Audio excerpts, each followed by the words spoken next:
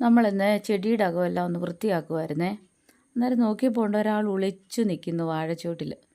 എന്താണെന്നറിയോ, നമ്മുടെ സാമ്പാർ ചീര. ഇതെങ്ങനെയോ കിളിച്ചത്, ഇവിടെ ആരും കൊണ്ട് നട്ടതൊന്നുമല്ല, എങ്ങനെയാ വന്നേന്നൊന്നും അറിയത്തില്ല. ഇനി നേരത്തെ എങ്ങാനും കൊണ്ട് നട്ടതെങ്ങാനും കിളിച്ച് നിൽക്കുമായിരുന്നോ എന്നറിയത്തുമില്ല.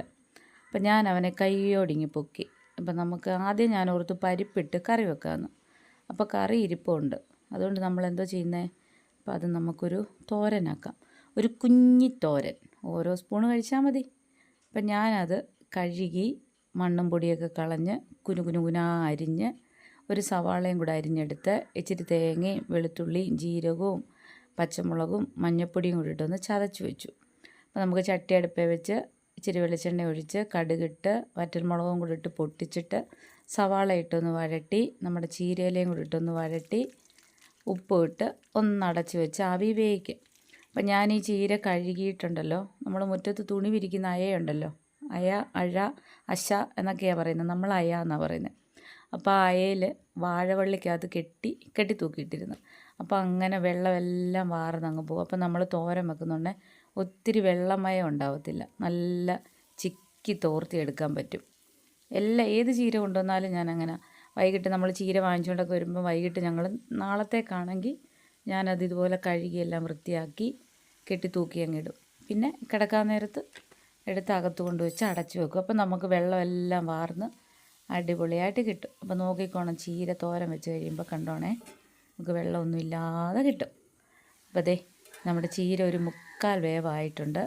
നമുക്ക് അരപ്പൂടെ അങ്ങോട്ടിടാം. അരപ്പ് ചതച്ചപ്പോഴേ ഒരു ഇച്ചിരി തേങ്ങ കൂടുതലുണ്ട്. ഇല ഒരാവി കയറിയപ്പോഴേ ഷൂന്നായിപ്പോയി. സാരമില്ല. നമ്മൾ ചീര മാത്രമല്ല തോരനാക്കി എടുക്കുന്നത് കേട്ടോ, ചീരയ്ക്കകത്ത് ഒരു മുട്ടയും കൂടെ പൊട്ടിച്ചൊഴിച്ച്. അപ്പോൾ ഇന്നത്തെ നമ്മുടെ ഐറ്റം സാമ്പാർ ചീര മുട്ടത്തോരൻ. അപ്പോൾ ദേ കണ്ടോ, ചീര നന്നായിട്ട് വെന്ത് കഴിഞ്ഞിട്ടേ മുട്ട പൊട്ടിച്ചൊഴിക്കാവൂ, അല്ലെങ്കിൽ ചീര കടുകിടായിരിക്കും, മുട്ട വേകും. അപ്പോൾ അത് വേണ്ട, അത് കൊള്ളത്തില്ല, അതൊരു അരുചിയാവും.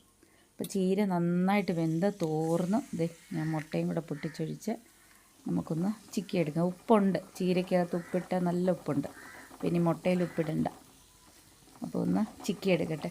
പിന്നെ ഇതിൻ്റെ ടേസ്റ്റ് എല്ലാവർക്കും ഒന്നും അങ്ങോട്ട് ഇഷ്ടപ്പെടുമെന്ന് തോന്നുന്നില്ല. എന്താണെന്ന് വെച്ചാൽ ഇതിനൊരു ചെറിയ വഴുവഴുപ്പുണ്ട്, നമ്മുടെ വെണ്ടയ്ക്കയുടെയൊക്കെ പോലെ. അപ്പം എല്ലാവർക്കും അങ്ങോട്ട് ആ തോരൻ ഇഷ്ടപ്പെടുമോ എന്നറിയത്തില്ല, പക്ഷേ എനിക്കിഷ്ടം കേട്ടോ. നമുക്ക് ഈ ഇലവർഗ്ഗങ്ങൾ ഏത് കാട്ടിലയായാലും എനിക്കിഷ്ടമാണ്. നമ്മുടെ പറമ്പിലെ സാധനങ്ങളാണെങ്കിൽ ഏറ്റവും കൂടുതൽ ഇഷ്ടമുള്ളൊരു സാധനങ്ങളാണ് ഓമയ്ക്ക, കൂമ്പ്, ചീരയില, വേലിച്ചീര എന്ന് വേണ്ട എല്ലാം. അപ്പം നമ്മുടെ തോരൻ ദേ റെഡി ആയിട്ടുണ്ട്, കണ്ടോ. ഇപ്പം നമ്മൾ കൂടുതലും ഷോർട്ട് വീഡിയോ ഇടുന്ന സമയമില്ലാത്തത് കൊണ്ടാണ് കേട്ടോ. അപ്പം നമ്മൾ വേറൊരു വീഡിയോ ആയിട്ട് എളുപ്പം വരാം. ഓക്കേ.